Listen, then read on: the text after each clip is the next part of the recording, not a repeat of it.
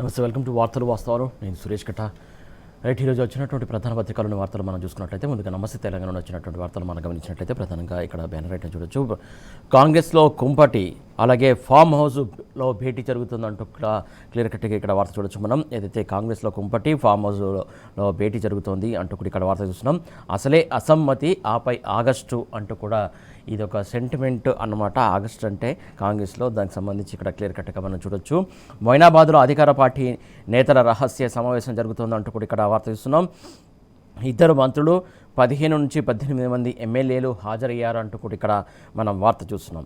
OBC మంత్రి అలాగే పాలమూరు అమాత్యుడు పాల్గొన్నట్టు కూడా ప్రచారం జరుగుతోంది. రాష్ట్రంలో పరిస్థితులు, కాంగ్రెస్ పరిణామాలపై సుదీర్ఘంగా చర్చ. సీఎం కుటుంబం అరాచకాలపైన కూడా సమావేశంలో ఈ నేతలు ఆగ్రహం వ్యక్తం చేసినట్టు కూడా ఇక్కడ మనం వార్తను బట్టి అర్థం చేసుకోవచ్చు. కొద్ది రోజులుగా పాలనపై అసంతృప్తి వ్యక్తం చేస్తున్నటువంటి పలువురు నేతలు చాలామంది బాహాటంగానే, బహిరంగంగానే మాట్లాడుతున్నటువంటి సందర్భం మనం చూస్తూ ఉన్నాం.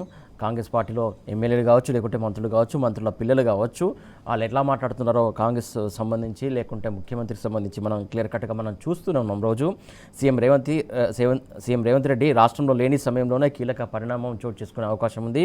విదేశీ పర్యటనను కుదించుకొని రేవంత్ వెనక్కి వస్తున్నట్టు కూడా వార్తలు వస్తున్నాయి. దీనికి సంబంధించి ఇక్కడ క్లియర్ కట్గా వార్త చూడొచ్చు.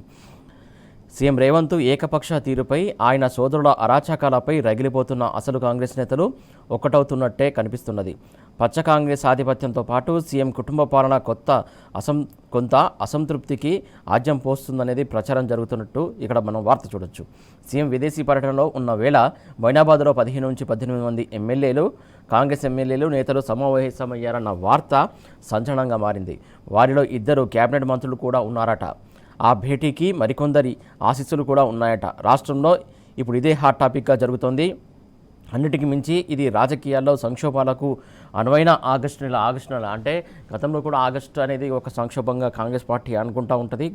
ఆగస్టులోనే చాలా పెను మార్పులు చేసుకున్నాయి గతంలో. సో ఇప్పుడు కూడా అలాంటి పరిస్థితి వచ్చే అవకాశం ఉందనేది కాంగ్రెస్ వర్గాల్లో చర్చ జరుగుతున్నటువంటి అంశం. అందుకు ఈ సమావేశాలే ఆజ్యం పోస్తున్నట్టు మనం కూడా అర్థం చేసుకోవచ్చు అనేది విషయం చాలామంది చెప్తున్నటువంటి అంశం సంబంధించి క్లియర్ కట్గా చూడొచ్చు.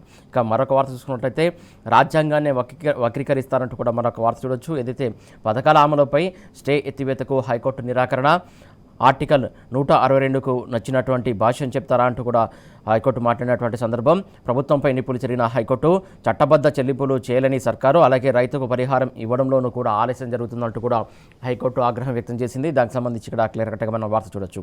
రిటైర్డ్ ఉద్యోగులకు బకాయిలు చెల్లించరు, అలాగే రాష్ట్రంలో ఆర్థిక ప్రమాద ఘంటికలు మోగుతున్నా కూడా ఎందుకు సర్కారు ఇలా వ్యవహరిస్తుందంటూ కూడా హైకోర్టు ప్రశ్నించింది. దానికి సంబంధించి ఇక్కడ క్లియర్ కట్గా మనం వార్త చూడొచ్చు.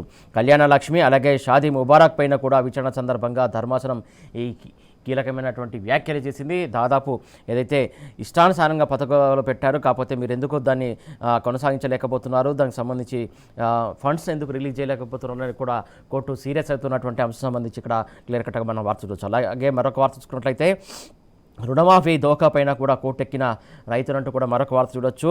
ప్రభుత్వం క్రాప్ లోను మాఫీ చేయలేదు, అలాగే హైకోర్టు తలుపు తట్టిన చెంజర్ల వాసులు, అలాగే 2 వారాల్లో నిర్ణయం తీసుకోవాలని కూడా ఏదైతే న్యాయమూర్తి అటు ప్రభుత్వానికి కూడా ఆదేశాలు జారీ చేసినట్టు ఇక్కడ దీనికి సంబంధించి క్లియర్ కట్గా మనం వార్త చూడొచ్చు.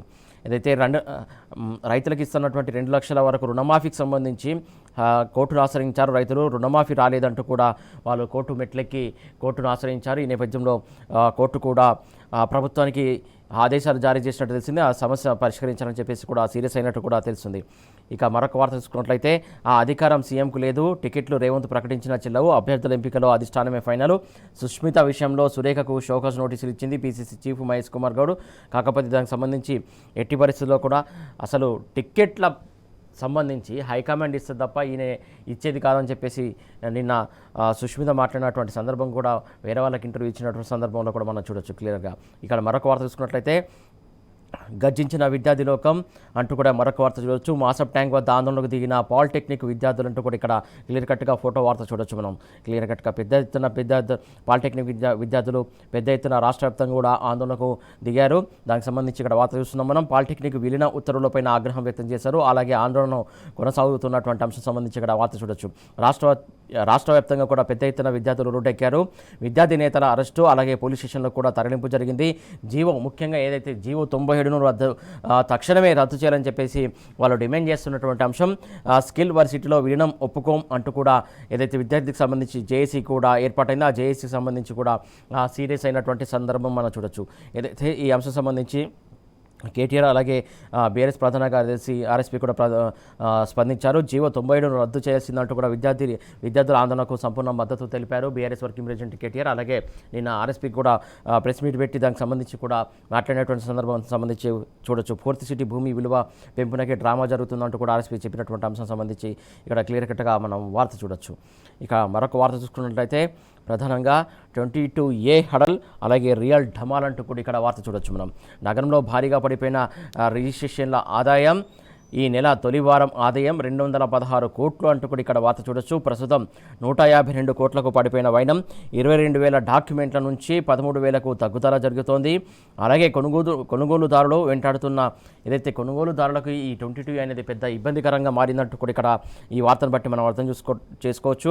ప్రధానంగా అగ్రిమెంట్లు అలాగే రిజిస్ట్రేషన్లు రద్దు చేసుకుంటున్నటువంటి వైనం కూడా చూస్తున్నాము అంటూ కూడా ఇక్కడ వార్త చూడొచ్చు. ఏదైతే ఇప్పటివరకు జరిగినటువంటి అగ్రిమెంట్లు కావచ్చు లేకుంటే రిజిస్ట్రేషన్ అంశం సంబంధించి కావచ్చు, ఏదైతే ఇలాంటి సిచ్యువేషన్లో కొనుక్కోకూడదు, ఇంకా కొంటే మనం నష్టపోతామనే ఉద్దేశంతో జరిగినటువంటి అగ్రిమెంట్లు కూడా చాలామంది క్యాన్సిల్ చేసుకుంటున్నారు అనేది ఈ వార్తను బట్టి మనం అర్థం చేసుకోవచ్చు. ప్రధానంగా రిజిస్ట్రేషన్ల అంశం కూడా కొన్ని రిజిస్ట్రేషన్లు కావట్లేదు కాబట్టి ఏదైతే అడ్వాన్స్ ఇచ్చి కావచ్చు లేకుంటే టోకెన్ అమౌంట్ ఇచ్చిన వాళ్ళు కూడా మొత్తానికి వాళ్ళు కూడా రిజిస్ట్రేషన్కి వెళ్ళట్లేదు, అగ్రిమెంట్లు క్యాన్సిల్ చేసుకుంటున్నారు.